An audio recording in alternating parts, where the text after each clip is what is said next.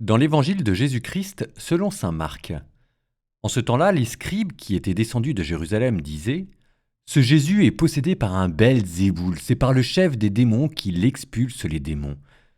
Les appelant près de lui, Jésus leur dit en parabole: Comment Satan peut-il expulser Satan?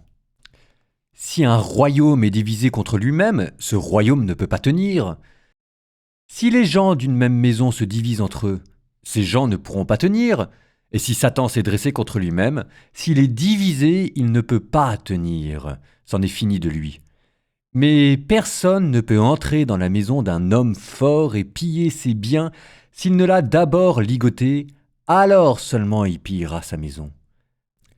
Amen, je vous le dis, tout sera pardonné aux enfants des hommes, leurs péchés et les blasphèmes qu'ils auront proférés, mais si quelqu'un blasphème contre l'Esprit Saint, il n'aura jamais de pardon, il est coupable d'un péché pour toujours. Jésus parla ainsi parce qu'ils avaient dit: Il est possédé par un esprit impur.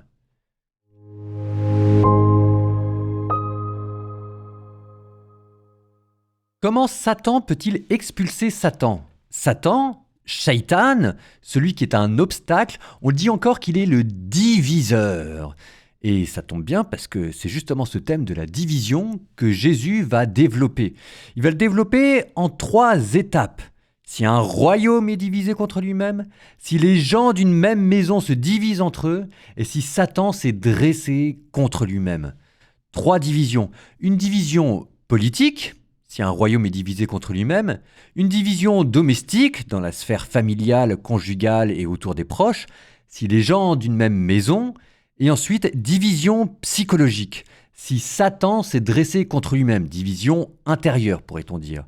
Et vous voyez comment est-ce que ce thème de la division à chaque fois se restreint pour aller du plus large, du plus extérieur, la cité, le royaume, vers le plus proche, la maisonnée, pour ensuite arriver au plus intime, la division psychologique. 3 étapes dans la destruction que le mal apporte. D'abord, le mal vous prive de la communauté.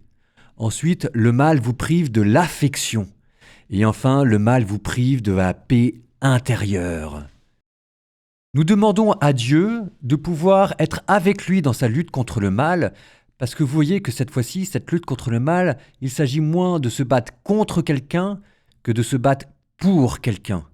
Tout simplement de se battre pour que les gens soient en paix, qu'ils puissent vivre en paix avec eux-mêmes, en paix avec leurs proches et en paix avec leur communauté. Se battre contre le mal, c'est aider les gens.